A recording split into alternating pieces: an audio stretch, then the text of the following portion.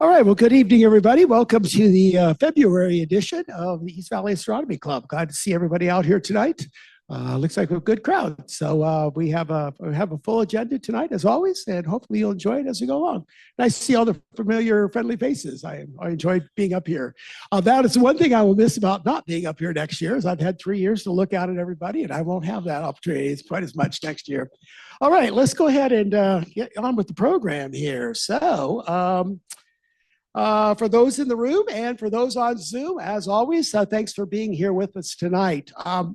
For those in the room, if you have questions to ask any speaker, like at the end of our main presentation or James gives his member presentation, if you want to ask questions, wait for the mic to arrive to you. We're going to have a mic for each side of the room, kind of speed things up a little bit. The reason we ask you to wait for the mic is because we do have a Zoom audience as well, and they cannot hear your questions unless you speak into the mic. So please do that. And then for the folks on Zoom, you'll just go ahead and use the Q&A panel, as always, to post your questions. And John up here at the front table will go ahead and forward those questions to the speakers as well.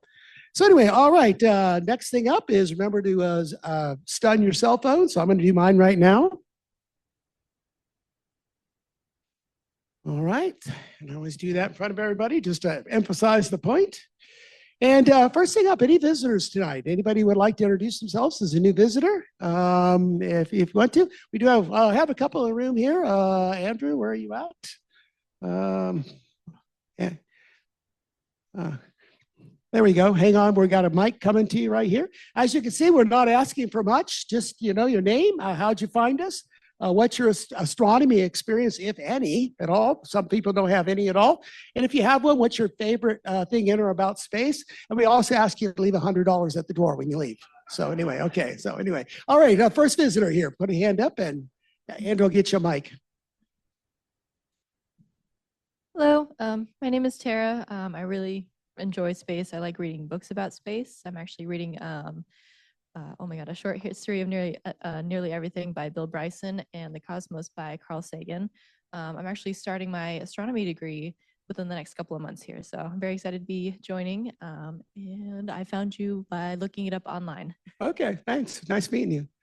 Are you going to be going to ASU? Is that where you're starting?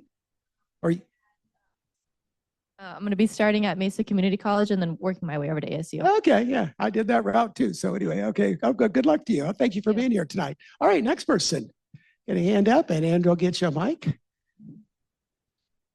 Hey, my name is Devin, and I've just gotten into astronomy. I found you guys online and am really excited to learn a lot about space. My favorite thing to learn about space is about all of the speculative biology behind it and the idea of life on other worlds. That really interests me.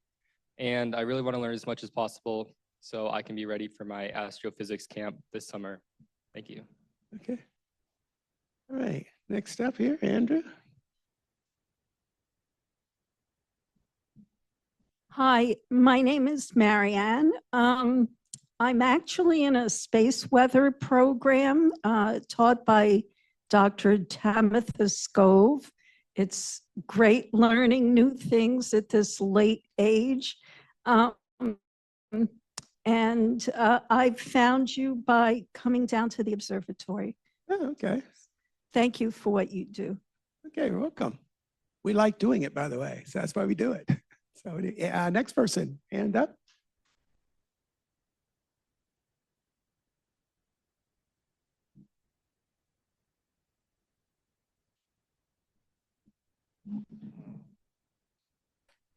My name is Tony. I found you all on the internet also. I've been doing this for about 2 years. I'm still pretty much an amateur at it. I have 2 scopes, and we do travel in an RV, and I like taking my scopes with me because trying to find stuff here in the city is hard. I really want to start learning how to star hop. That I find it hard to do here in the city. And my favorite thing is finding nebulas up there that I can't find in the city. That is just amazing to me.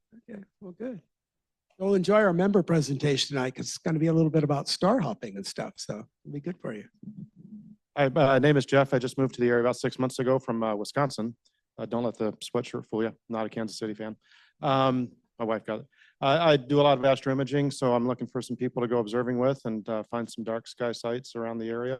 Currently live in Buckeye, but have scope, will travel. So Okay. got it. Yeah, good deal. And I think I saw one more left. Oh, it's over here. Andrea's coming up behind you. Good evening. My name is Issam. I found you guys online. I started with some astrophotography in September of last year. I'm completely captivated by the hobby and been meaning to come out and see what you guys do. So I'm glad to be here tonight. All right. Well, welcome. It looks like we got one more. Some of you might know Andrea.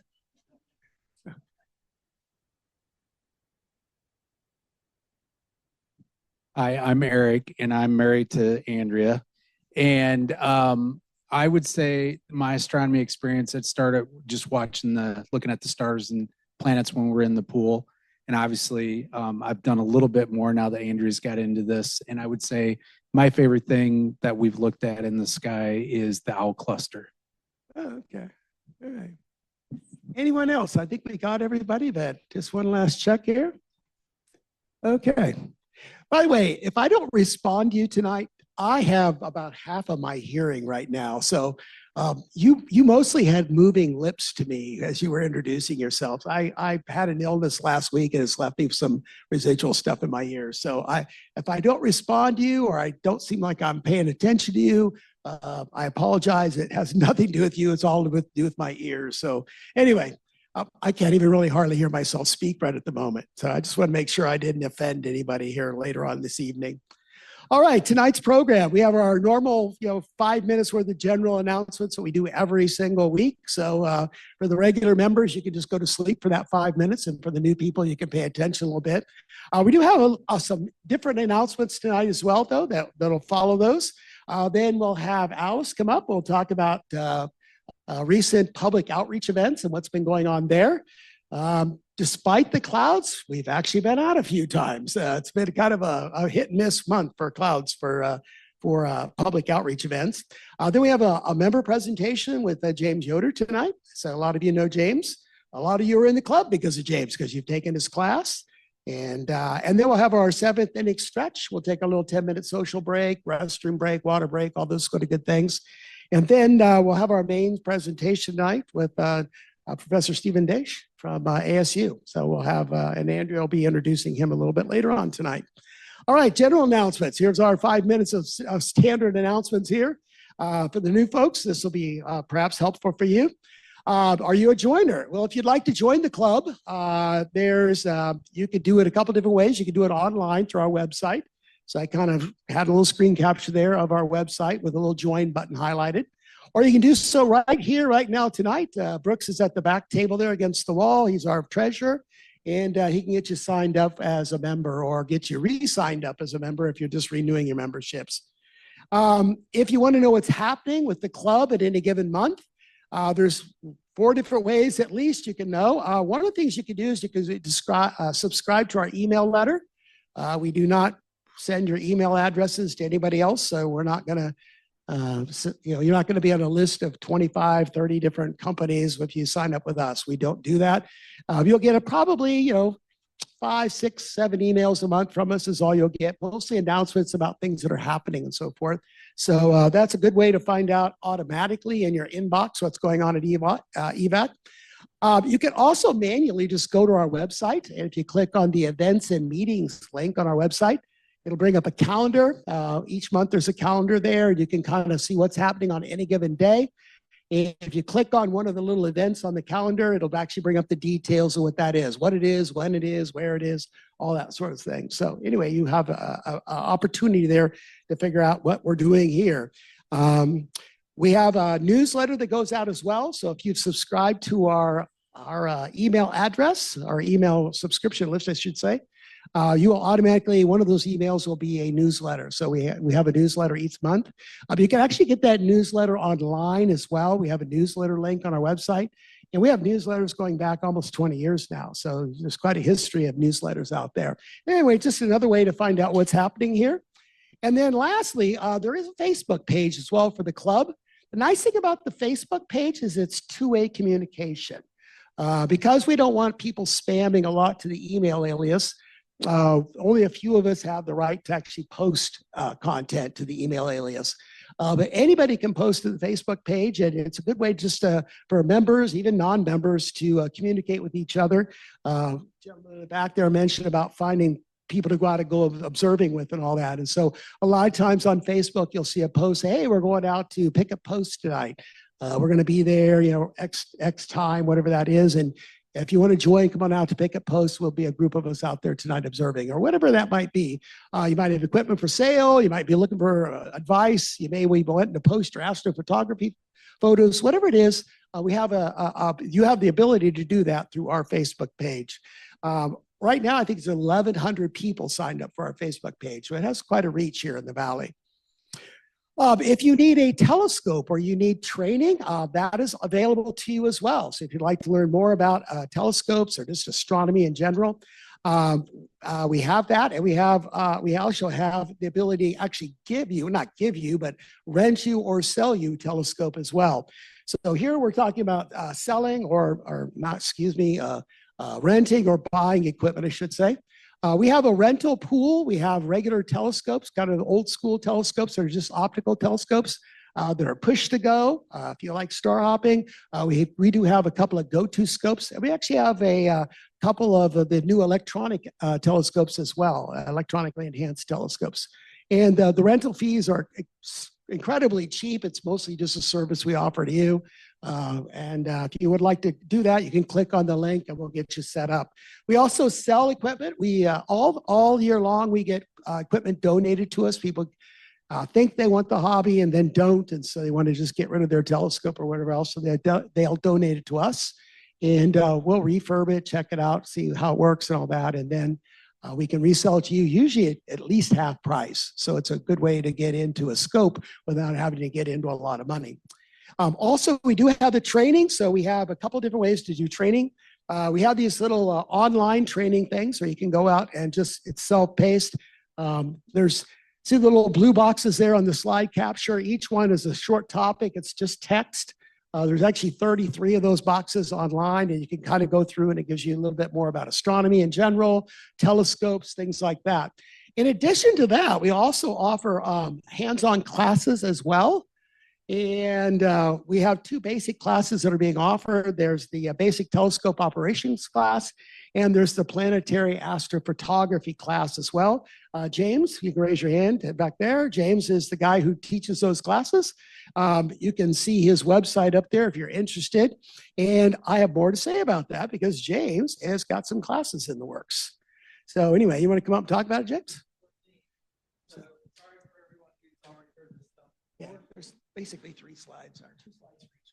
Okay, before we talk about the slides, I did want to point out a couple things on the table back there. There's a piece of paper and it has barcodes on it, or the QR codes. And if you scan those, there's 4 things. One is for the beginners class. You can get information about that. The other is for the planetary primer class, which is capturing pictures of the moon, sun, planets, etc. And the other one is for the Hyman Star Party. If you guys haven't heard about that, we have a once-a-year star party. That's up at the Hyman Ranch, which is just south of Grand Canyon. And there's limited space on that. So if you want to do that, make sure you sign up for that pretty quickly. And then the other link is to some books. When someone was mentioning star hopping, there's some real good star hopping books on there. So let's talk about the class first. So the first class we're talking about is the Beginner's Guide to Small Telescope. Basically, this is if you don't have a telescope, or you just got one, or you don't know how to use your current telescope. This is going to tell you about the concept of how telescopes work, how to do the alignment, how to star hop if you want to star hop, different objects you can look at. And it's 5 Zoom classes once a week. I think it's on Monday night this time go around. 5 Zoom classes, and then 4 labs, I believe is what it is, that will be out, on site with your equipment. Or if you don't have equipment, you can use equipment that we supply, or else partner up with somebody. We'll work out those kind of details. So it's a real good class if you haven't had that and you're interested in telescope stuff, then that's a good thing. It's not a theory on how the universe formed and all that kind of stuff. This is using your telescope. So that's that. There's the URL code for it. It's $25 for EVAC members, $35 for non-members. So go check that out. Like, again, grab one of the handouts there. We got lots of them back there. So the planetary imaging primer. I'm just, also on that other webpage, when you go to the URL code, you can actually download the book that goes with the class and check out the content if you're not sure. Same thing with the planetary imaging primer. I'm actually reevaluating the content on that. I've just posted an update there, but it's still going to be going through some changes. This is talking about if you want to learn how to, what's the best configuration to capture Jupiter or something like that for your telescope, and what kind of software is available for it and that kind of stuff. This is a good class for that. This is going to be, I've had a lot of people really interested in it. It's only $5 a class. And the reason being is because it's going to be mostly Zoom meetings. I think I got 3 scheduled Zoom meetings. I might up to 4.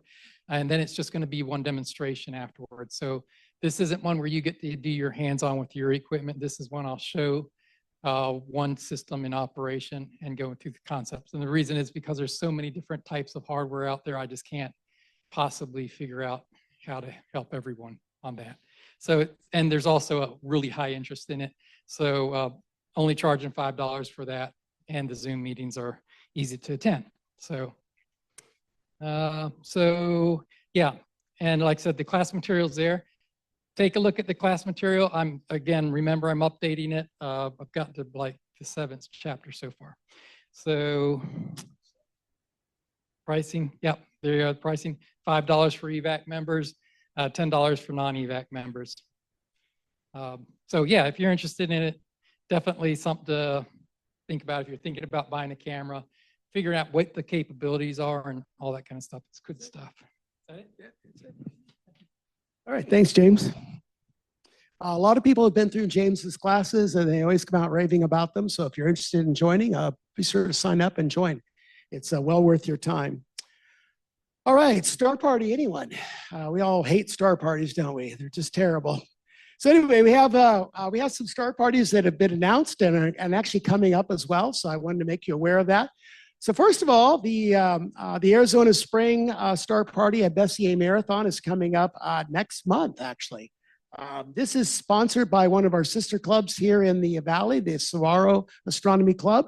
It'll be out at the normal Hovatter Road site. Since they sponsored all that, you can find the details about the event on their website.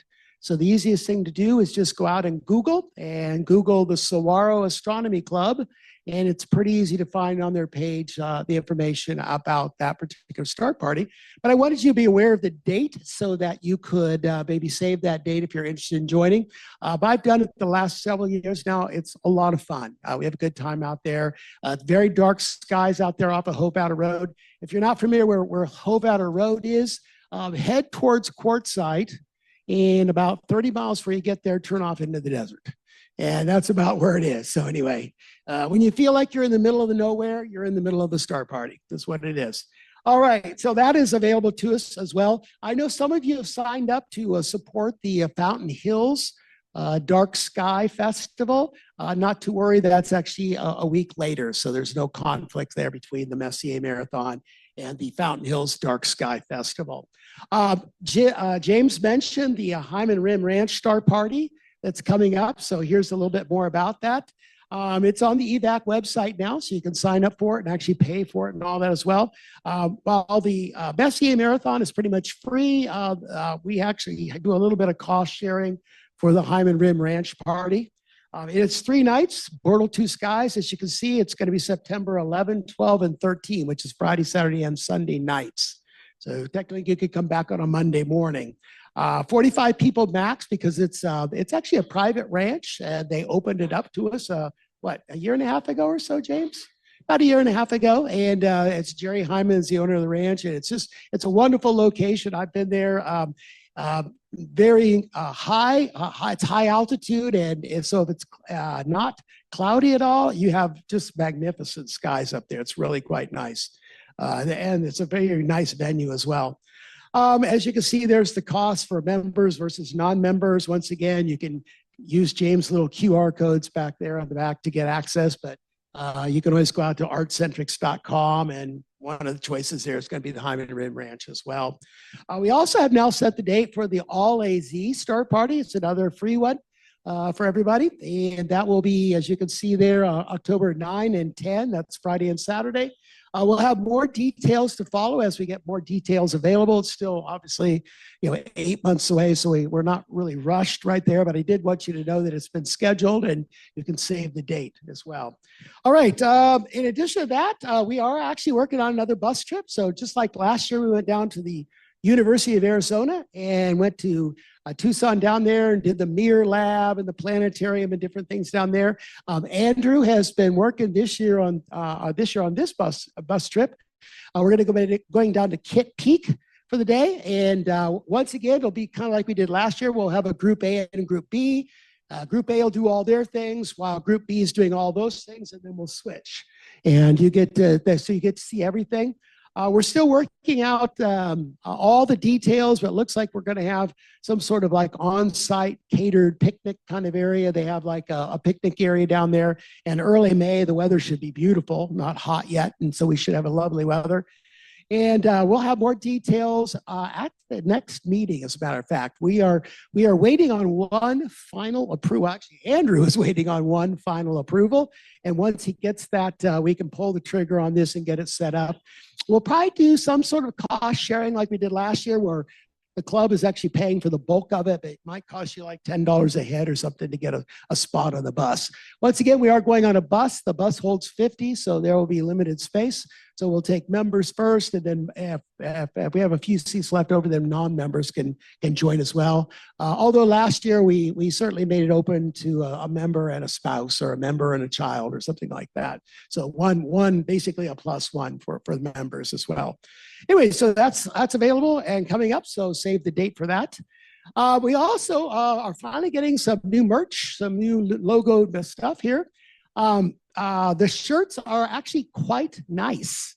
There's a place over here in Gilbert called Big Frog, and I went over there, and they have everything from cheap to good t-shirts. So I kind of went with the good t-shirts, and cheap to good polos. I went with the good polos and all that. And so we already have multiple colors here and all that. The thing is to not have like a bunch of leftovers like we've had for like 6-8 months now. We're going to do signups. Back where Brooke sits at the table at the back there are sign-up sheets there's 4 different sign-up sheets, whether you want a t-shirt, a hat, a polo, or a hoodie. By the way, the hoodies are much heavier than the hoodies we've had in the past. What happened is we lost our vendor. I went over to order a bunch of new stuff about a month ago, and there was nothing but an empty shell where there used to be a store. So I had to kind of source a new vendor, and so we're putting together a new logo for all that. But I'm going to do signups this month at this meeting. If you're online, you can just Zoom me. If you're on Zoom and listening to this, you can email the president at evaconline.org and tell me what you want as well, and I'll add it to the sign-up sheet. But once we get all the sign-ups done, this meeting and next, then I'll go ahead and pull the trigger and order. By the way, if you want a hat, I have to order at least 25. So if 20 people want a hat, I'll go ahead and order 25 hats. And we'll just have the extra 5 left over over the next several months if somebody wants to buy one. Excuse me, if 19 of you want a hat, because I'm going to get a hat. So anyway, if 19 more hats sell. So anyway, I've already spoken for one of them. So anyway, that's available. Once again, sign-ups during the break time or before you leave tonight. There are sign-up sheets back the table where Brooks is. All right, just to let you know, you may have noticed that the parking lot over there to the riparian preserve is blocked off tonight if you came in that direction. That's because tomorrow they're doing the Gilbert Outdoors Expo.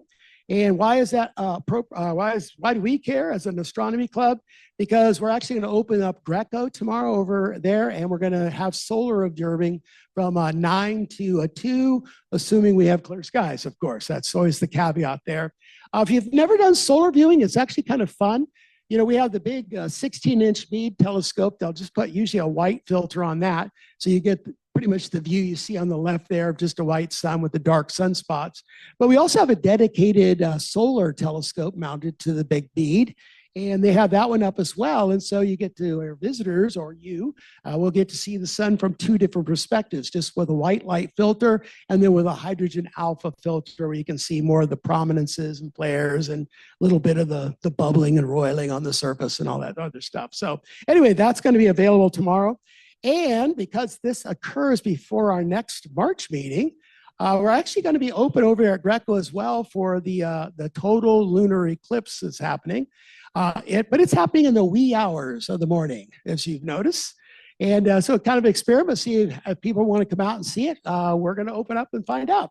So it's going to be open from 3 to 5, as you can see. And I'll probably come out and check it out just to see how it goes and drag myself out of bed.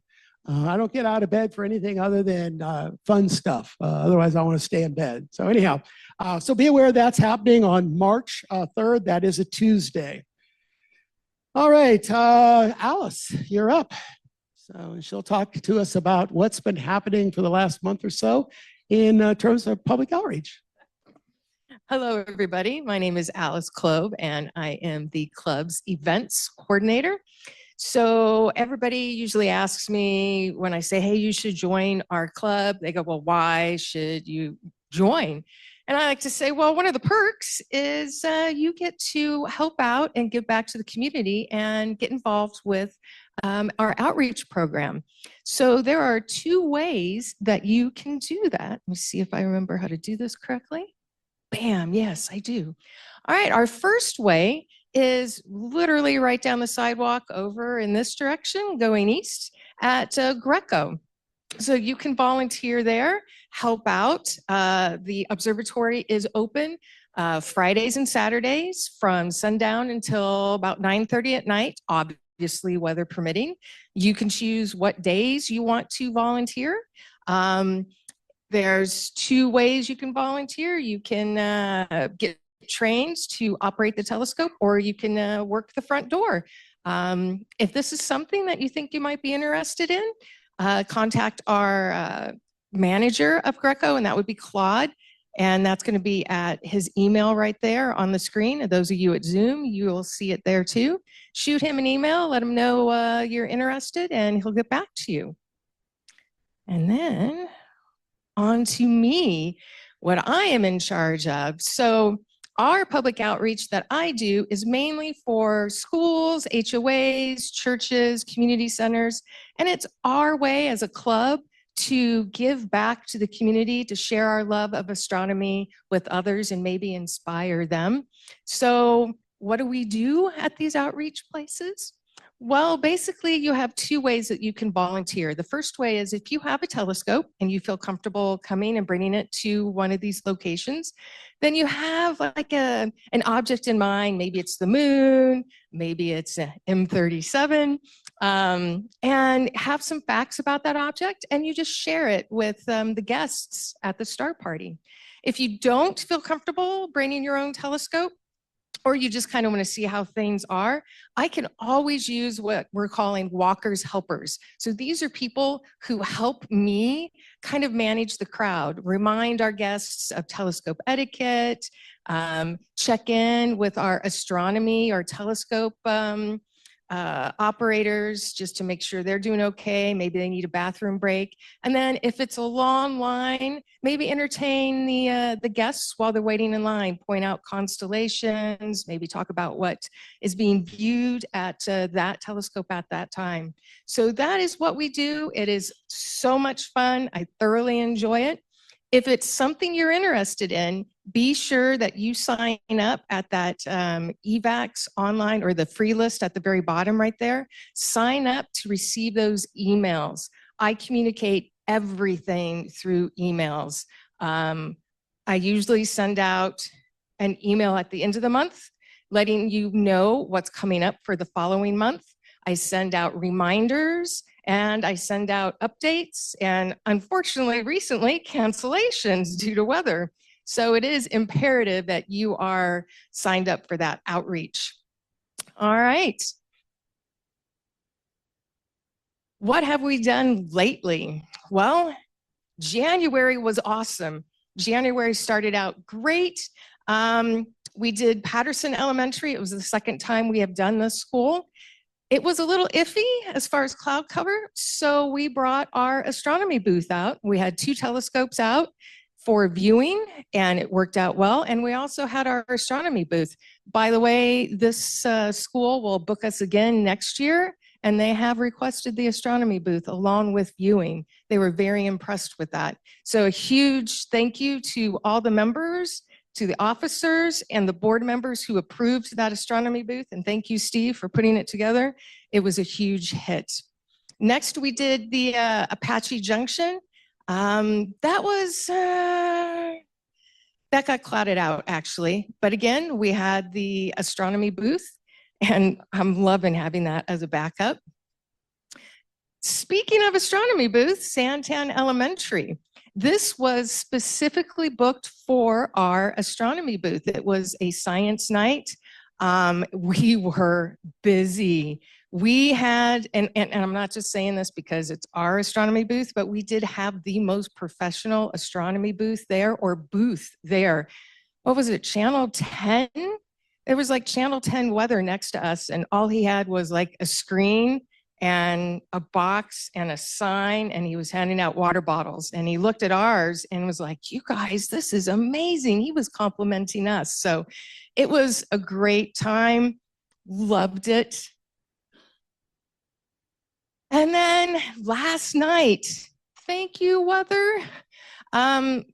February did not start off well. I've had to cancel 3 of our star parties due to weather, but luckily we were able to make this happen. And thank you to our guest in the back who was there last night. I remember seeing you. Thank you for showing up tonight. Again, another wonderful night. Great guests. This was for college age kids. Awesome. They had great questions. It was about 40 people, so we weren't as rushed. It was very, very nice, very enjoyable. I just want to say, as I always want to every month, a huge thank you to all of our volunteers. I might book everything and make the party happen, but there is no party without you volunteering your time and your telescope. So I thank you. I appreciate your time and your talent, as our guests appreciate your time and talent. So thank you to that. Also, I've heard a few of our guests mention that they want to learn about star hopping or more about astronomy. Gordon and I brought some of our personal books for you guys to flip through and maybe say, "Hey, this is something I might want to get." You can take a picture of it.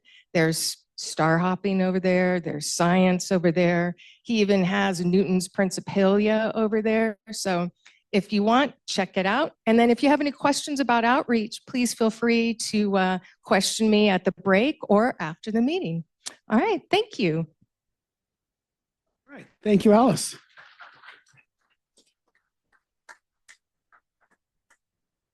All right, James, you're back up here, and then we'll have a member presentation, then we'll do a quick break, and then we'll get into our main speaker tonight. So James, you're up, and yeah, we can try doing that.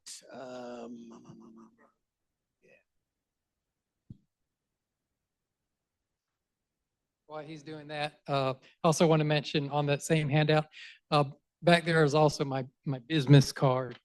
I don't work, so it's not really business, but at the bottom of the URL codes is another one that takes you to the pages that has the books that I'm going to talk about here tonight. So grab that. You can go directly to the page that we're going to be reviewing here.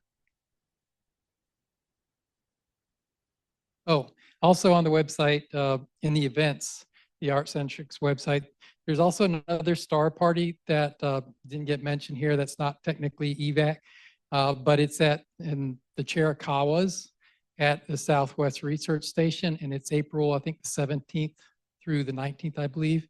That's on the website too. If you're interested in it, check it out. We've got a couple more slots that have opened up on that. It's really nice dark skies there, and you stay in a dorm, and the food is already provided and everything.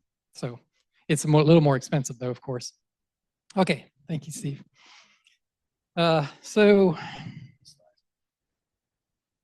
Okay, Actually, I think I'm going to jump right to the website.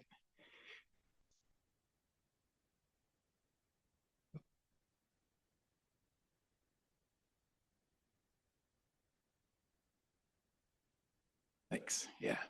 So let's get to my website. I'll show you guys how to browse there. 1 second, I can put this down.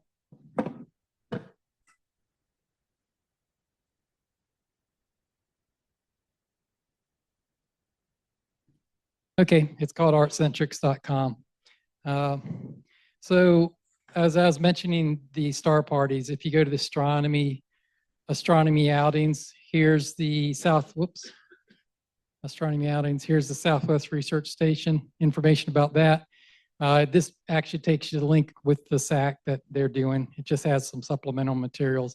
And here's a Hyman Ranch star party. And that's what these URLs will take you to. But what we're talking about right now is under education. And here's the classes also and books. So I started getting into authoring some books, I guess. Initially, when I was teaching my astronomy class, the basic astronomy class, I came across this website. I was showing students how to star hop. And this one website had some really good star hop charts on there, but it wasn't, it was all online. So I thought it would really be nice to have like a book that you could print out or maybe take into the field. So I contacted the guy. His name is Jim Mazar. And me and Andrea worked with him to put together a little guide. So it's actually not that little guide. Here's the link to it, and you can download it. It's free. It's, how many pages is it? It's quite a few pages, like 300 and some pages.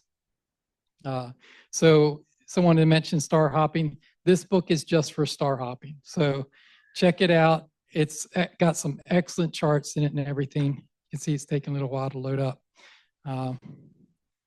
And it's also got a lot of links into it that will, if you are online, you can go ahead and jump to the links and stuff. Oh yeah, question? Oh, star hopping. Good. Is star hopping? What is star hopping? The good question. Star hopping is a technique. If you don't have a telescope that's one of these fancy dancy go-to ones, what you need to do is, if you want to find out where something's at in the sky, you need to find constellation or stars that you know of, and basically work your way to those dimmer objects that you can't see. Matter of fact, why don't I? Can you guys remind me about 2 minutes before I should wrap up so I can? How long am I supposed to have about? All right, I don't want to go over. Okay, so yeah, let me scroll down to one of the star hopping. It's organized by constellations. A lot of good information on here. What you're going to also see while we're going through this material, the stuff that's not the star hopping chart is basically stuff that I put in there for organization. So you're going to find that's consistent across all these books is the organizational information. That's me. The rest of this stuff is mostly these other guys' work, which is the meat and the potatoes of it. Scrolling down to an example, down, constellations, there we go. So it shows, the constellation and the different objects in the constellation. And then there's a star hop chart, or there's pictures. Here's the star hop chart. It shows you patterns that you should be able to recognize in the sky. And then it shows you where that object is at in the sky. So you can go through those patterns you see and hop over, and then go to your target. So that's what star hopping is. So again, this is a great book for star hopping. You might want to check that out. Let me move this around a little bit so I can see more what I'm doing. Here we go. Okay, so that's that. And then there was another, one of our local guys here that Bill Dillinges, that is really big into binoculars. And so I worked with him to put together, me and Andrea did, work together with him to put together a little book about for binoculars. So if you have binoculars and want to just go back and look at stuff in the sky, this is for wide field objects. So this is another good book. Again, it's completely free. You can download it. Just click on the link there. Okay, what we're actually here for tonight, sorry if I bored you guys that have already heard this stuff, is I've been working on a project of my own. This one is actually mine. So these are all nice resources, but what I was more interested in is research if you have a go-to scope or you want to get into more deeper stuff. So what I decided to do was start putting together constellation guides that eventually I'll compile into a book. But until I do that, you're welcome to download these constellation guides. So let me show you how they work. So you click here and it'll take you to the page that's the constellation guides. You can also get to it by going down to resources and then constellation guides down here. So far I've got 35 of them done. There's 88 constellations total. I've done 35. So let's go ahead and select one and I'll show you how it works. So here's Orion. We'll click on that. Each of these are PDFs. So this one, Orion's a rather large constellation. I think this is like 25 pages. So you can see how this is laid out, kind of similar to the Starhopper guide. You have the name of the constellation, when it's visible, and then since Orion has so much stuff into it, I broke it up into different regions. And there's the belt region, sword region, head region, so forth. And if you click any of these links, if you're looking on it online, again, it's made to be able to be printed out. But if you're online, you can do research here also. You can click on this. It'll take you to the Wikipedia page and tell you all about that stuff. Here's the overall picture of the constellation. And then I break it down into the regions. Oh, I also highlight some of the interesting things in each of the regions there. And then here are the targets on the map. Kind of hard to see that, so I have a more close-up one. Here's the belt region, and here are the objects that are highlighted in these guides. And then here's the information on the objects. So Eta Orionis is a multiple star system.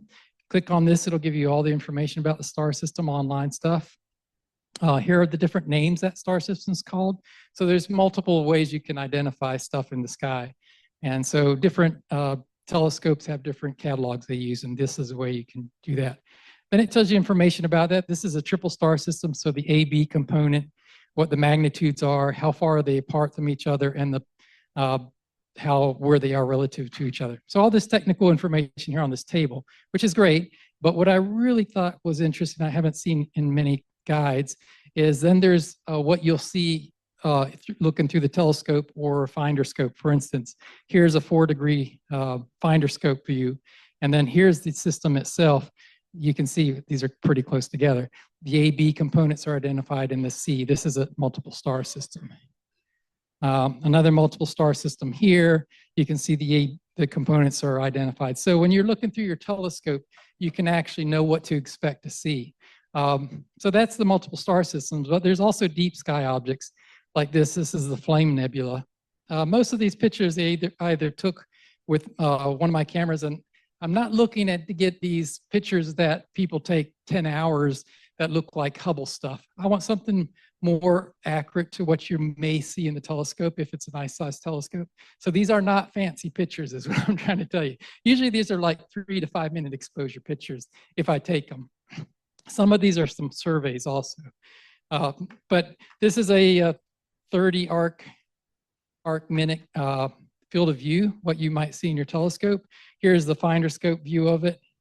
Again, another multiple star. Here's the Horsehead Nebula. You can see it barely there and identify it there. Give a little short description of it and stuff like that. So that's how this is laid out. Here's another region. There's the Orion Nebula that identifies stuff.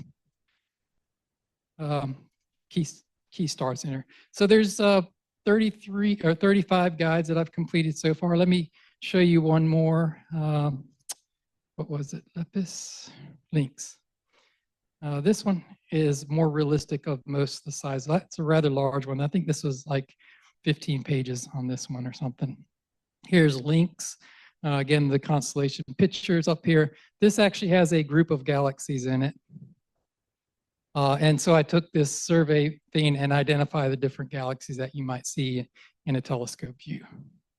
And as you can see, the field of view here is 30 arc seconds.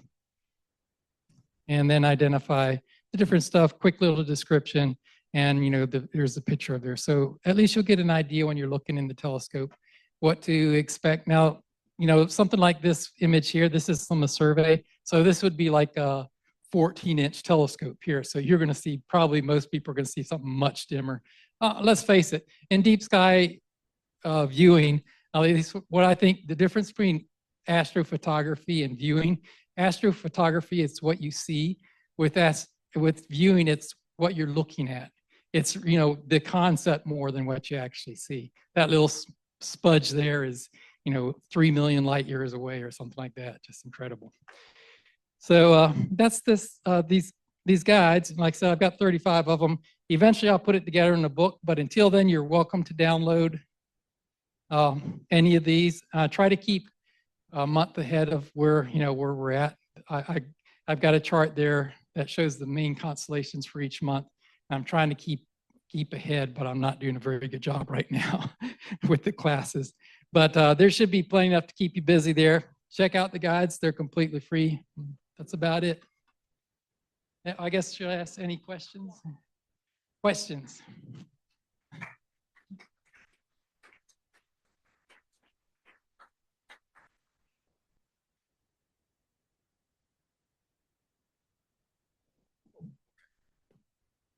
I was just curious about how many hours you've got invested in that.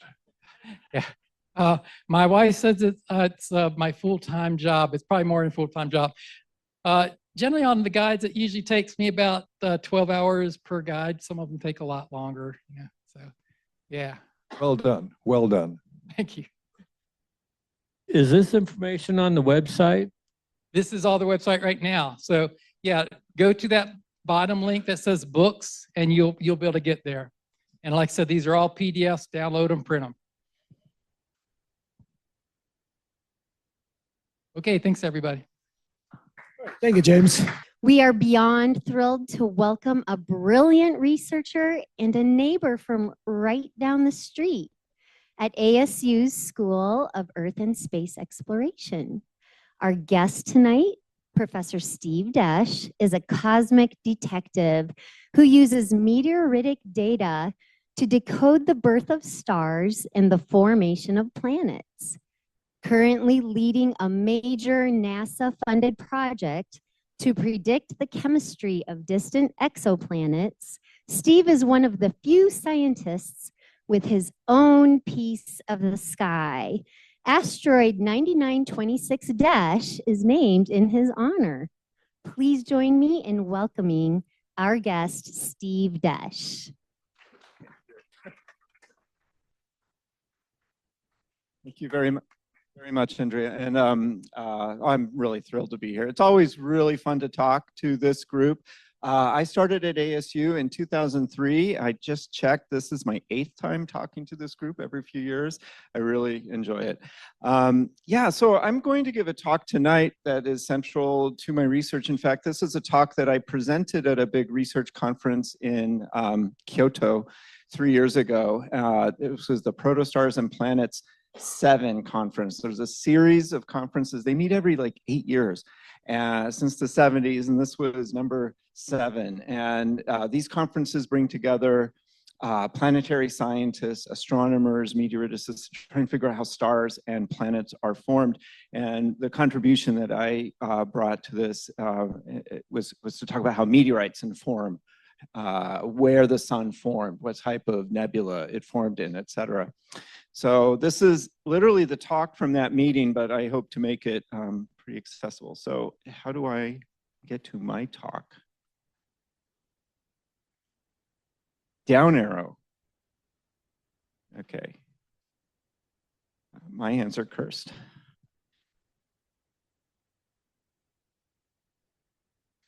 No. Oh, I have the.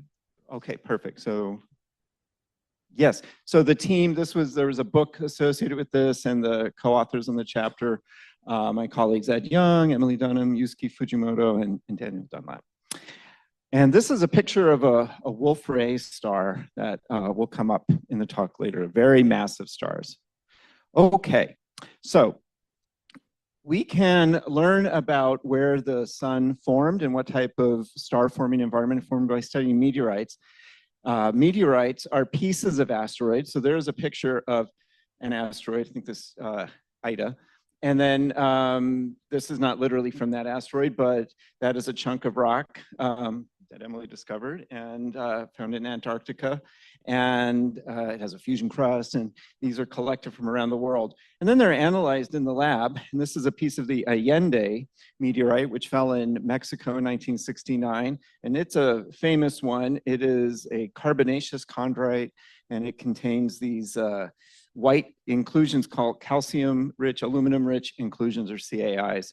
And you know, this piece of asteroid never melted. There are asteroids that melted. It got hot. This one did not. So this is the stuff that was floating around in the solar nebula, the disk of gas and dust that was circling the sun at the very birth of the solar system. And those objects are actually the first things to form in the solar system, the oldest rocks in the solar system. But we're really lucky because I don't have to just show you a picture on a screen. I actually brought a piece of Allende, the sister of this. This is courtesy on loan from the Center for Meteorite Studies at Arizona State. So I want to tell you a little bit about that. CMS has the largest university collection of meteorites in the world. And there is a display for the public on the second floor of the ISTB4 building. It's free, you can go anytime, well, business hours. And it's a wide collection of meteorites, and it's actually better than most museums. And they've got pieces of Mars and the moon on display there. My graduate student, Ashley Herbst, will help take this around, but you can hold this and look at it. And so I'll pass that around, pass it to your neighbor, and she'll keep an eye on it. That's probably worth about the same as my car. All right. And that is a rock that is older than the Earth itself. That always blows my mind. That was there 100 million years before any rock on Earth that we have is formed. Okay, so this thing has seen things, man. It's seen things. So this CAI is one of the things that we analyze. And this is how we analyze it. So on the top there is a graph of isotopic ratios. So what is done is, this is a zoomed in vision of one of those white mineral inclusions, a CAI, and a probe will look at different spots in this, right here and here and here, and look at these different minerals in here. A probe, a mass spectrometer will send a beam of ions in there, and it'll knock off atoms from that piece of meteorite. And then at every spot that it looks at the ratio of two isotopes.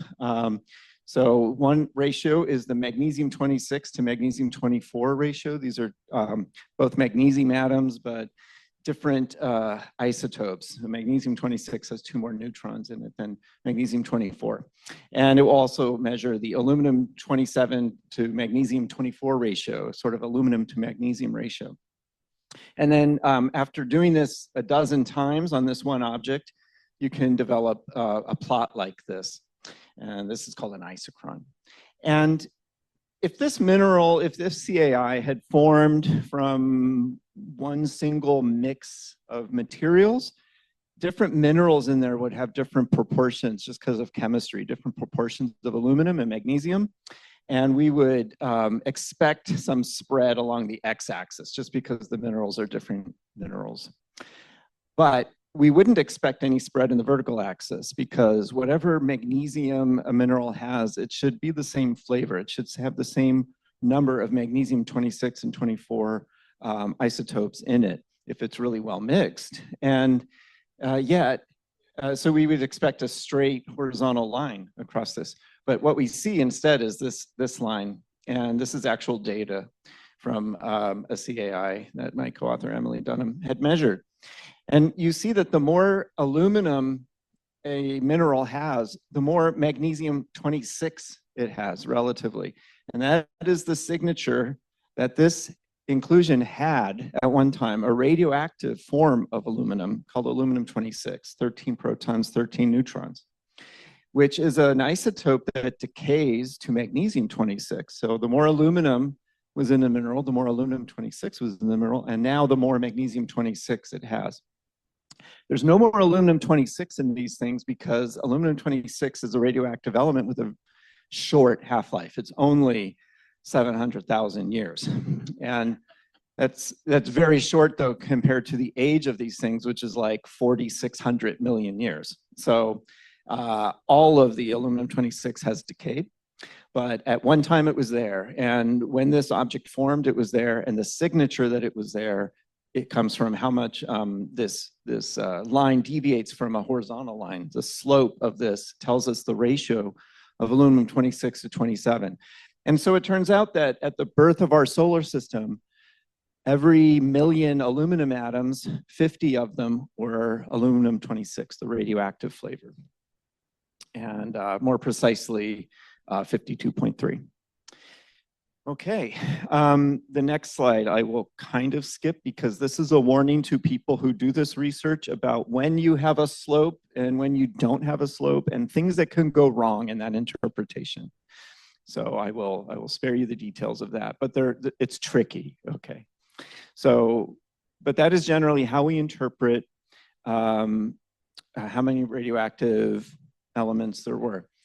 It's not just aluminum 26 either. In this plot, I show that you can have a beryllium 9 to boron 11 ratio versus on the vertical axis a 10 boron to 11 boron ratio.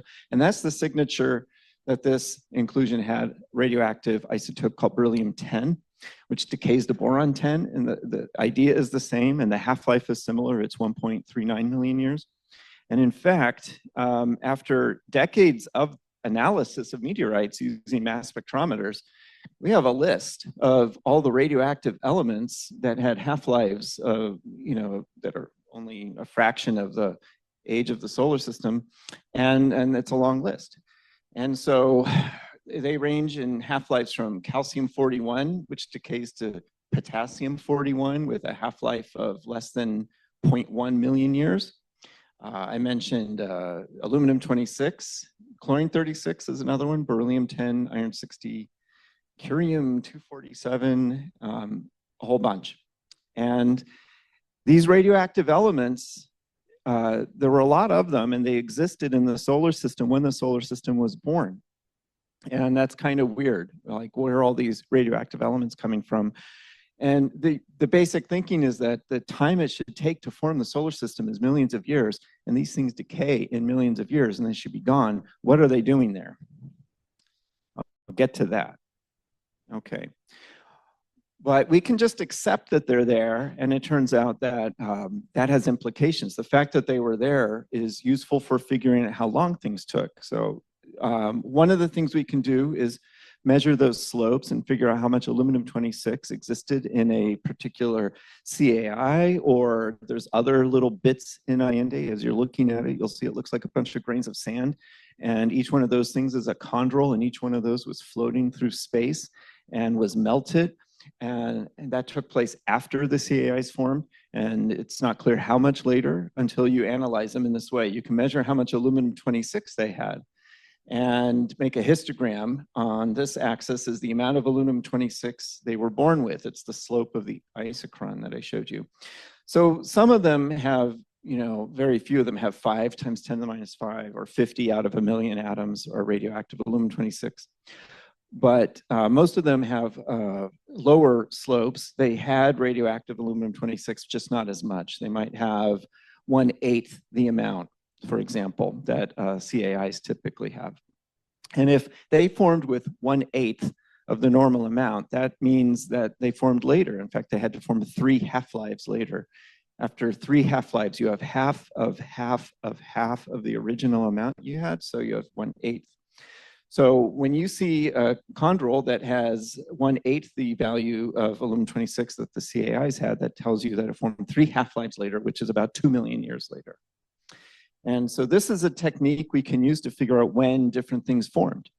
And so the chondrules mostly formed 2 million years after CAIs, and I'm going to come back to that. So it's used for chronometry, measuring times. Another implication of the fact that aluminum-26 existed was that it is a radioactive element. It decays through a nuclear process. It actually emits a neutrino, which doesn't do anything, and it emits a positron. And that positron will collide with an electron, and they will annihilate each other and generate gamma rays.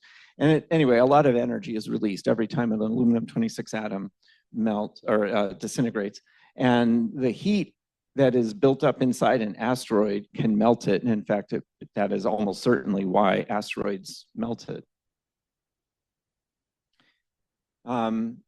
We also care that short-lived radionuclides like aluminum-26, when they decay, they emit these positrons and other energetic particles, which can ionize hydrogen atoms, turn them into ions and electrons that respond to magnetic forces.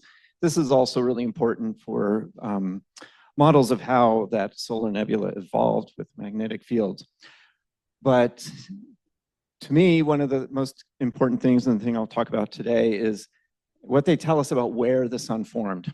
And this is a really fun story. So Harold Urey was one of the best geochemists and astrophysicists, all-round scientists that we had in the 20th century in planetary science. And in 1955, the existence of this isotope, the fact that there was this isotope of aluminum-26 with 13 protons and 13 neutrons, and it would decay in about 700,000 years, that was just discovered. And months later, Harold Urey said, you know what? If that is the isotope that exists, that must be why asteroids melted. We have chunks of asteroids that are melted rocks, not like this one, but melted. And we have iron meteorites, asteroids melted. We knew that. This must be why. And he figured out that must be why they melted. And then he also noticed that the half-life is short, and that means star formation can't take 100 million years. It must take only like 1 million years or so. And in fact, just a few years earlier, it had been understood by observations of the Perseus cluster that the stars in that cluster had been forming in a short amount of time, 1.5 million years. So, wow, 1952. And I just think that's incredible because it took another 20 years for laboratory measurements of meteorites to confirm that, yeah, they did have aluminum-26, and that is what melted them. Really quite a bold prediction. Okay, so we can tell where the sun had to form because these radioactive elements had to come from someplace, and star formation had to be quick. But you know, to test it further, we have to think about theories of how stars form and how radioactive elements from stars might get into these objects. It's generally accepted that massive stars are needed. When a star like the sun goes to the end of its life, it will eject material that will contain some amount of radioactive elements, but it's going to undergo its red giant phase and eject radioactive elements, not very many and far away from other stars. It has nothing to do with where stars are forming. So massive stars, O stars or B stars, they will evolve very quickly. They will reach the end of their lives in only millions of years. And this is the time it takes for stars to form. So they're still in their environment when they reach the end of their lives. They're still near other stars that are still forming. So it's widely accepted that we need massive stars to create these radioactive elements. But then how do they get in? And there are sort of a few ideas, classes of ideas, and I organize them like this. One is injection. So a supernova goes off and it ejects a bunch of material, and that material makes its way into either the molecular cloud out of which the solar system formed or into the disk of gas and dust around the sun when it was forming planets. Or maybe it is thought you don't need massive stars at all. Maybe they radioactive elements are created in the solar system. When you have solar flares, for example, you emit a bunch of energetic particles which can make nuclear reactions happen. So maybe that is what caused these radioactive elements. And if that's the case, that would have nothing to do with massive stars. You don't need to be near massive stars. And then inheritance is my word for just the idea that they weren't created in the solar system. They weren't injected into the solar system. They're just there in molecular clouds around the galaxy. You should just have them. So we can examine each of these three main ideas and see where they take us. So injection is one of the oldest ideas. And in fact, soon after the evidence that, yes, meteorites contain evidence for aluminum-26 existing in the early solar system, that came out in 1976. And the next year in 1977, Cameron and Truran suggested that maybe a supernova happened near the sun's molecular cloud core, and the supernova carried radioactive elements, and maybe it generated a shock wave that would cause that cloud to collapse. And that would be a nice, tidy explanation that would explain sort of this coincidence. If you had a supernova go off and it made the solar system form and it brought radioactive elements, then that would explain what the radioactive elements were doing. So it made a lot of sense, and I would say that dominated our thinking for the next 30 years at least. Here's a simulation from Alan Boss of how that would look. You have a supernova shock coming from this way, and you have this nice spherical cloud that's getting smushed and injected material in there. Or maybe the sun had already formed and you had a disk, and then a supernova went off. And this would be more analogous to the Proplids in the Orion Nebula, if you've ever seen those disks that are in silhouette. And we know the trapezium stars are going to go supernova, and maybe 1, 2, 3 million years. And so this is something that probably would happen. And so, and I help model, how that could happen as well. Although I really don't favor it anymore. But if this is the case, then the radioactive elements are coming from a supernova or a massive star, and that's the only really plausible source. Okay, what about irradiation models, where you don't involve nearby stars at all? You just have solar flares from the sun. And it's an amazing thing that the solar flares, and we've been seeing a lot of solar activity right now because the sun's at solar maximum. Every time it emits a big flare, it also is ejecting plasma that contains ions that are accelerated to millions of electron volts. And every time one of those hits a nucleus of an atom, it can cause that nucleus to undergo nuclear reaction. Like you can hit an aluminum atom with an energetic proton, the proton bounces off, but in the meantime, it knocked off a neutron from aluminum-27, and now it's aluminum-26, the radioactive flavor. And that's a process we call spallation. And you can also have protons hit oxygen nuclei, and you can knock a lot of things off and leave it as a beryllium-10 nucleus. So this is a process that can definitely happen. We see it in action when meteors are collected, or meteorites are collected. We see that they contain some small fraction of radioactive elements like beryllium-10 and chlorine-36 that are due to the solar flare protons hitting the rock and the elements in the rock. And we use that to figure out how long they were in space. So it makes sense that if this was happening in the disk, you could generate radioactive elements like this.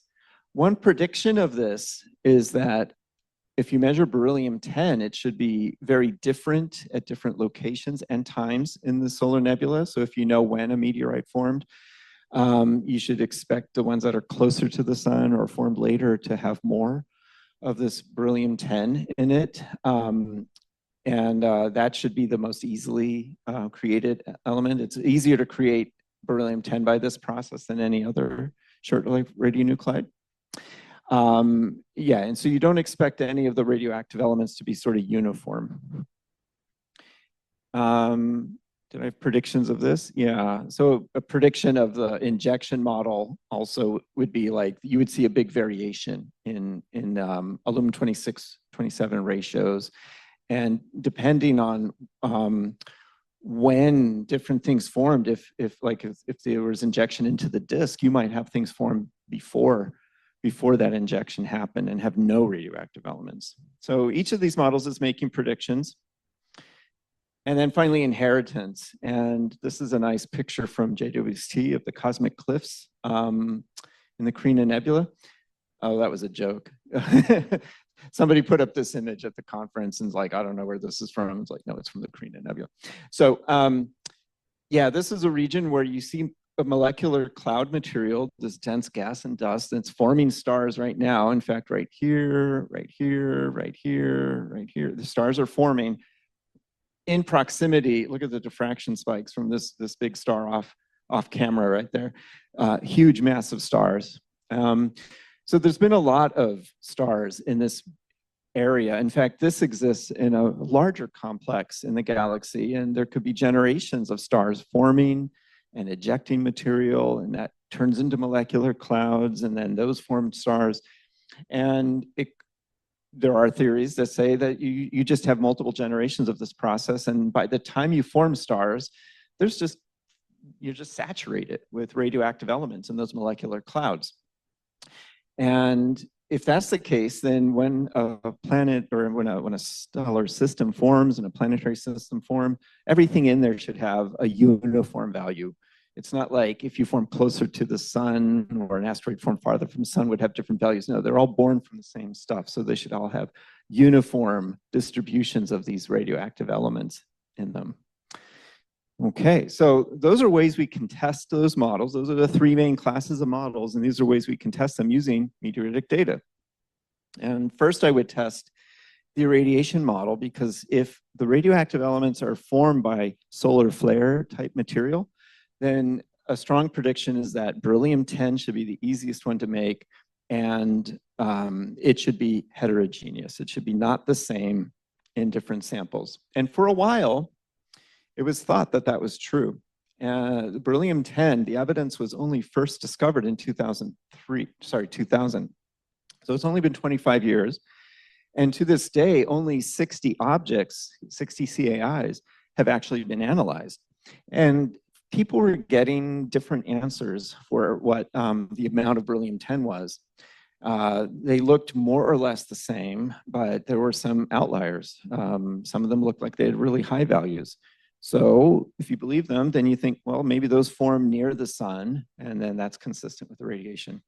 So one of the things my colleague and I did was actually went through that. I told you there were warnings about when you actually have measured a radioactive element and when you did not. And it turns out a lot of the warnings were ignored. And so there's a lot of bad data that got in there. There's things that can happen, like you could have solar activity hit the surface of an asteroid, and then meteorites from the surface of an asteroid will look like they had beryllium-10, but they didn't. Not when the solar system was forming, and so on. And so when we go through and we analyzed which samples were not telling us what the early solar system had, it turned out all the ones we could trust to tell us about the early solar system were giving us the same answer. They all have this exact same abundance of beryllium-10. It's 7.1 times 10 to the minus 4, so about 1 in 1,000 beryllium atoms was the radioactive type. And that's another way of graphing the data. And so, what we conclude is that there's really not any beryllium-10 being made by solar flare activity in the Yoder solar system. It had to be inherited from the molecular cloud. That's the only one of those three classes of models that's consistent with that. Okay, well, what's another test of the inheritance model? If things are coming from the molecular cloud, is there another way we can test that? And so this is an effort I led recently to do that. So I'm going to talk about three isotopes: aluminum-26, manganese-53, that decays with a half-life of about 3.8 million years, and hafnium-182, it's another one like 9.8 million years.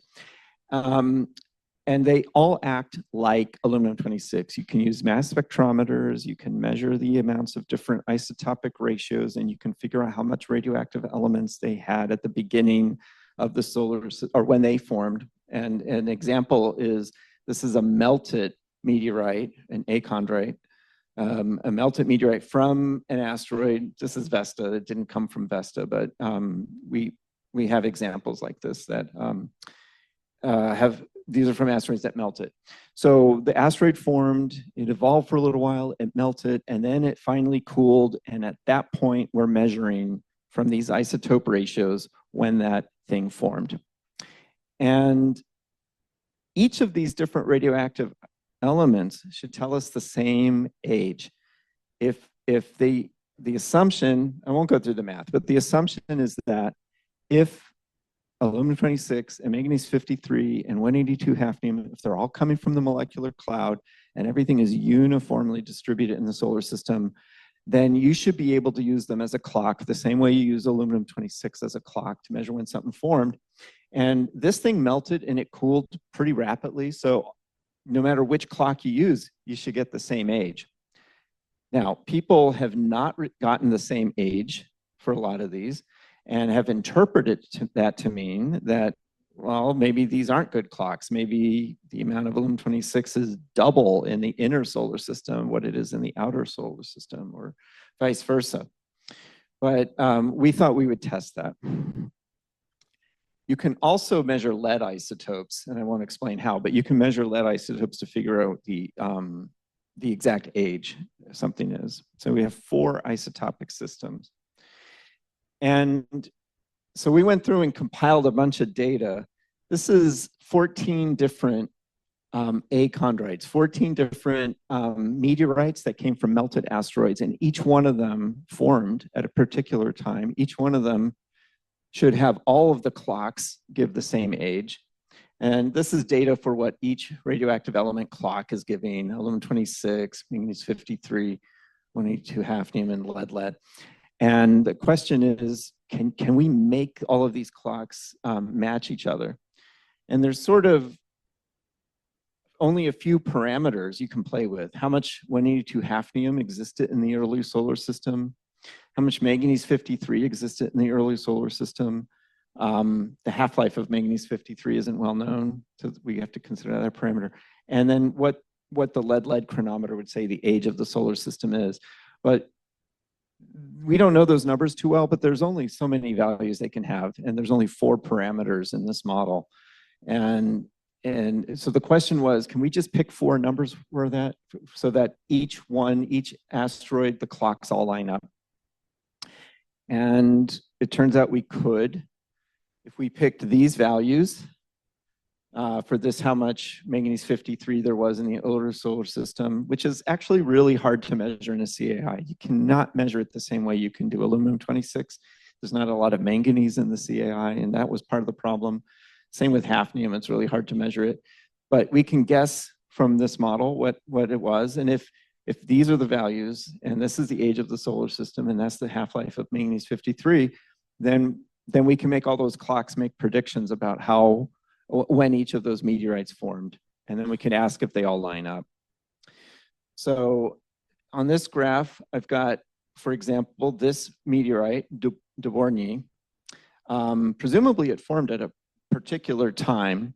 And when I use these numbers in the model, the clocks predict, each one predicts that the hafnium tungsten clock predicts that it formed in this interval. The manganese-53 clock predicts it formed in this green bar at that interval, aluminum-26, this interval, and lead in this interval. And you'll see they all line up really nicely. And all of them do. This one, all the clocks line up at this dotted line. In fact, every single one has a particular age where all the clocks line up. This is one exception, and there is something weird with tungsten in that object. But pretty much out of 37 data points across 14 different achondrites, this model with only 4 parameters makes all of the clocks line up. And let me just say, this could have failed. This effort could have predicted, could have said there's no values you can put in where all the clocks line up for each meteorite. And that would have falsified the idea that these radioactive elements were uniformly distributed.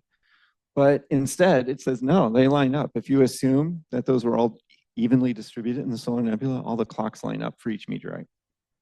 Okay, so this is a major effort that we've put in, and it's statistically very rigorous, and it's showing what your eye is showing, all the clocks line up.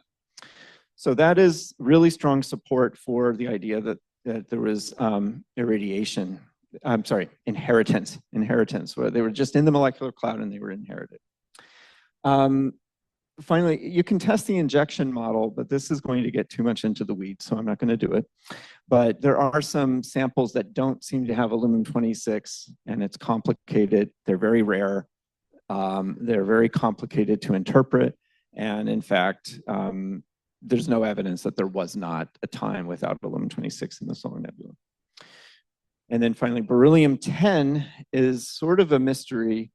It's not generated in stars.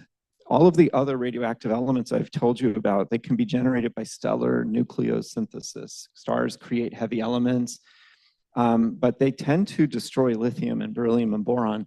So beryllium-10 has to come from a different source, and it turns out it's not coming out of the star. But when a star goes supernova, it sends shocks that do generate beryllium-10.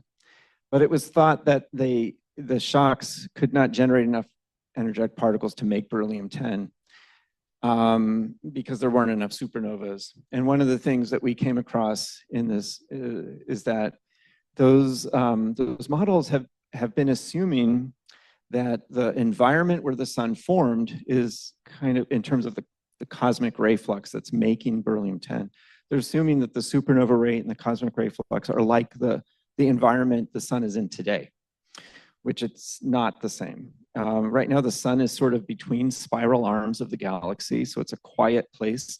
And the galaxy just isn't as active as it was 4.5 billion years ago. There were twice as many stars forming per year 4.5 billion years ago compared to now.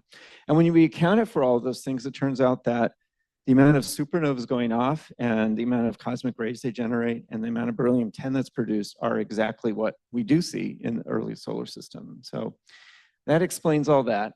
But all of these things are pointing to the idea that the sun had to form in a region that had been exposed to supernovas and massive stars for tens of millions of years. And we know that regions of the galaxy that have massive stars forming all the time are rich in these radioactive elements. This is a gamma ray map. This is a map of where gamma rays, high energy particles, are coming from around the galaxy, and they're concentrated. These are gamma rays from aluminum-26 and iron-60 atoms decaying. And those atoms are found near massive star-forming regions. Actually, it's the center of the galaxy. But we can associate these with clouds where massive stars are forming. And my colleague, Yusuke Fujimoto, has done simulations of how massive stars would feed star-forming regions. And I wonder if this movie, I don't think the movie's going to show, so that's okay. But these are actually simulations. This is in a computer. They can predict how galaxies like our Milky Way would evolve and how the radioactive elements would get in. And this is the concentration of aluminum-26, and it's going to be concentrated in clouds that are forming stars. Okay. Oh, no, there's the movie. Okay, it's a nice little simulation. So skipping ahead, we can predict, based on that, how much aluminum-26 and iron-60 different star systems would have. And in his simulations, this is sort of the distribution. On this axis is how much iron-60 they have, and this is how much aluminum-26 they have. And this is sort of what's normal. And in this cloud, the solar system appears right here. So the sun is a little different, but in the realm of normal for just, that's what star systems are born with, if they just form from molecular clouds that are fed by the output of different stellar activity. And I want to make sure I kind of hurry up here. So I will skip a little bit more and get to this slide. This is work by my colleague Ed Young, and we're here trying to do a better job of predicting not just aluminum-26, but iron-60 and all of the short-lived radionuclides. How much should exist in the solar system, and compare that to meteoritic data. And on this axis is the predicted amount from a model like I've just described relative to the, well, that's a prediction. And then these are the actual data, and it's versus the half-life or the mean life of the radioactive element. And so Ed Young developed a really simple model of how stars explode or eject material, and that gets into molecular clouds, and those clouds form stars, and this cycle kind of repeats. And after a while, he would predict this line for where, the abundances of different radioactive elements is a function of their half-life. And these are the actual data from meteorites, and it's a very, very good fit. And so this gives us a lot of confidence that, yes, the sun acquired its radioactive elements mostly from the molecular cloud, which had just been sitting there in the spiral arm of a galaxy for a long time, as Yuski's models show. And that's just what's normal. One weird aspect of this, though, is that it's not supernovas that are seeding the molecular clouds. This model looks at the supernova to Wolf-Rayet star ratio, and it's like overwhelmingly this is coming from Wolf-Rayet stars, which are what? Those are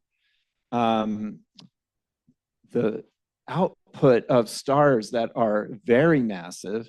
You may know it takes a star at least 8 solar masses to go supernova. If you have a star that is like 20, 25 solar masses, it will go supernova. But before it goes supernova, it will burp out its material for hundreds of thousands of years, kind of like a pre-supernova supernova. It's almost as fast. There's many solar masses of material ejected. The isotopes are different in this material than what comes later from the actual explosion of the star. And those isotopes are the best match to what we actually see in the solar system in this model. And so Wolf-Rayet stars are probably the source of the radioactive elements in the solar system. So this is probably the best slide, the conclusion slide to end this at, and just say that we can analyze meteorites, we can use mass spectrometers to get isotope ratios, find out that they had radioactive elements in them when they were born. We can use those to figure out when things were happening in the solar system. And this is the reason, of course, that asteroids melted, the aluminum-26 decaying, but also we can use their relative amounts of all these different radioactive elements to figure out what type of environment the sun formed in. And I think what we're seeing is that the sun just acquired all of these radioactive elements, not from solar flares, not because a supernova went off next to it and ejected material into it. It's just, this is what's normal to collect from molecular clouds that form in massive star-forming regions in the spiral arms of galaxies. And specifically, it's the Wolf-Rayet stars, which are feeding those molecular clouds. And I thank you for your attention.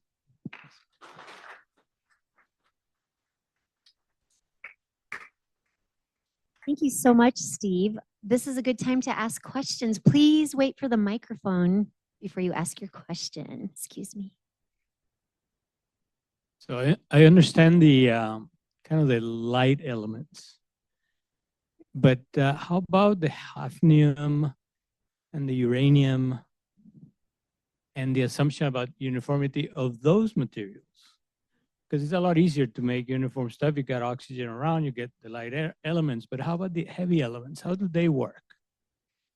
Yeah, in any star, you know, if you've studied stellar nucleosynthesis, you've probably heard, oh, in a massive star, first you fuse hydrogen into helium, and then helium goes into carbon, and then carbon goes into neon, and you get to iron, and everything stops. But it's much messier than that. So every star is born with a variety of elements, you know, the same elements that the Earth has, and so there's elements of all different ratios, and at every step of the way, there's neutrons being generated, and these neutrons can collide with other nuclei, and you generate new isotopes, including radioactive isotopes. So it's not true that a heavy element like 182 hafnium has to be formed in a supernova or something.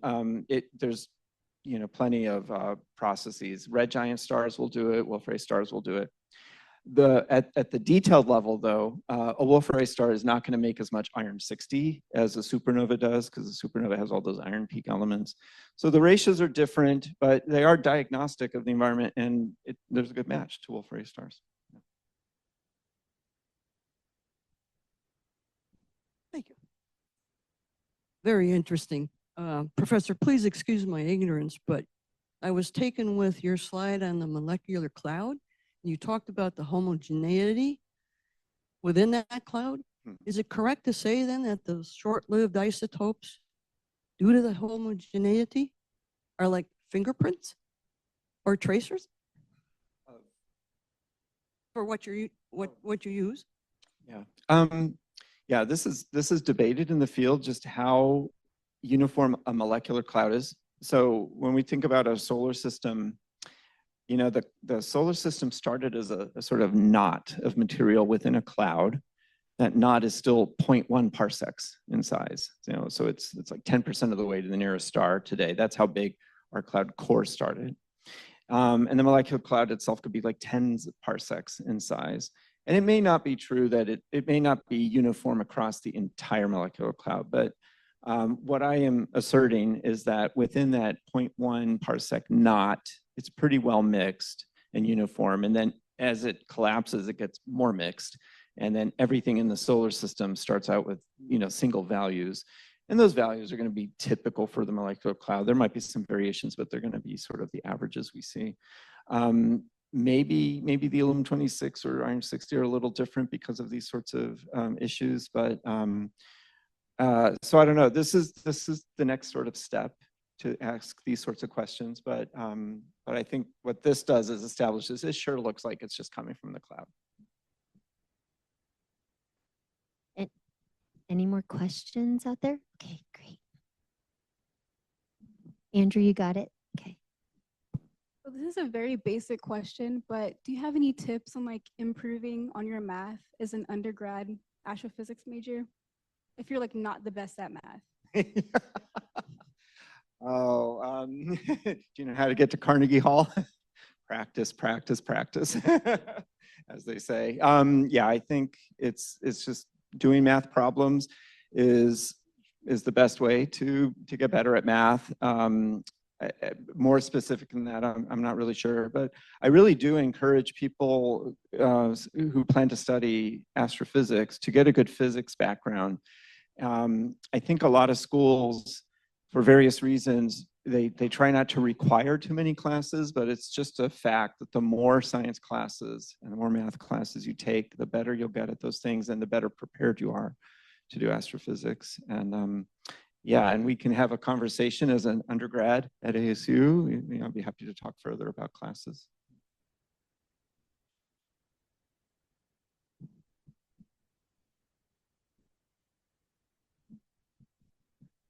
With research gathering, is there technology that you're looking forward to in the future that can maybe help with further problems or possible ideas? Or are we kind of like at a tech area where we're kind of okay? Or is there future things you're looking forward to?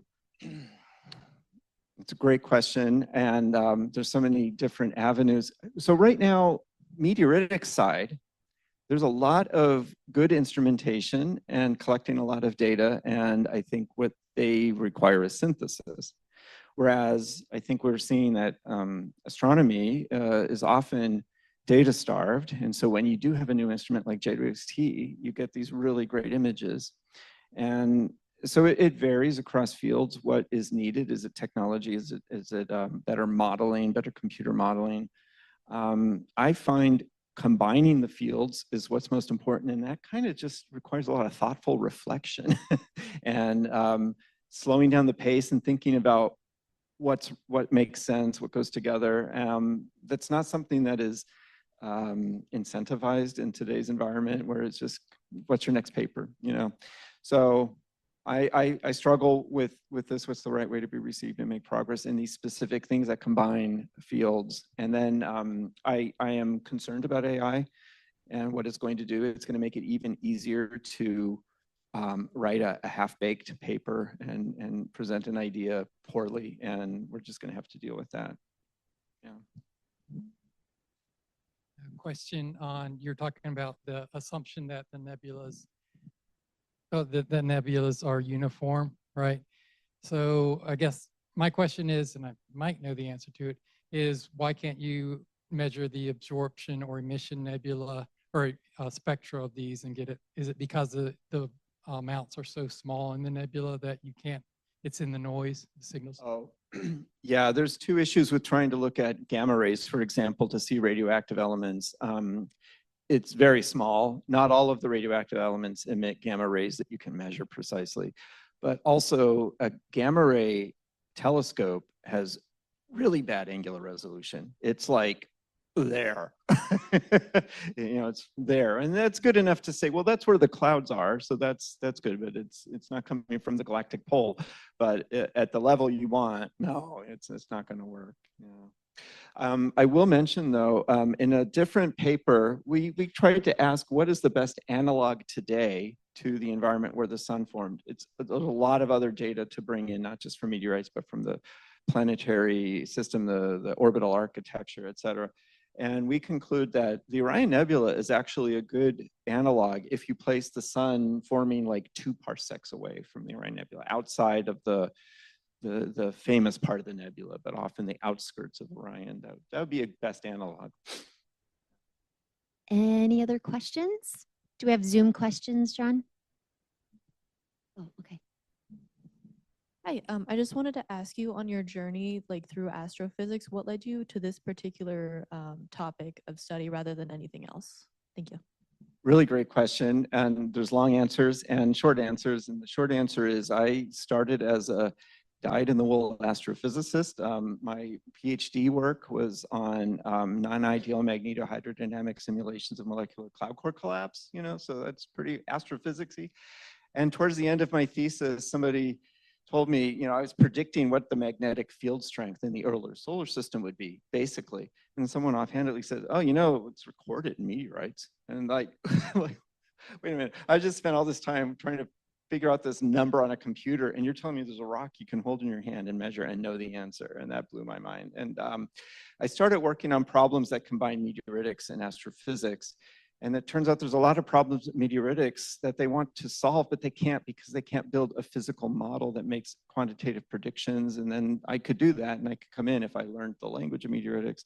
And I found that combining the fields is a really profitable way forward to solving things. And so I stuck with it for the last 25 years. Yeah. And Steve, from our online, from Chris, is this research that you're continuing to work on? Or if not, what is your main research focus? Yeah, this is an area of research that I'm really active in, combining meteoritics and astrophysics, and to learn the sun's star-forming environment and the evolution of the protoplanetary disk and how planets formed. I'm also doing research in exoplanet compositions, leading a team that brings a lot of expertise across planetary science and astronomy to do that. I also, what else do I study? Kuiper belt object thermal evolution. Yeah. And the Arctic ice. Yeah, I'm as a side hustle trying to figure out ways to preserve the ice in the Arctic by artificially thickening it using pumping in the winter. And so I consult with the team that we go up to the Arctic and try things to save the ice there. So thanks.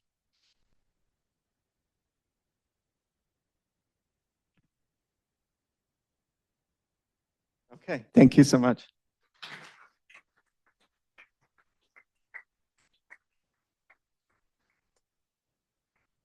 All right, folks, that concludes the February meeting. Thank you for being here tonight. You'll see the next one's coming up on March 20th. We are picking up chairs and tables tonight.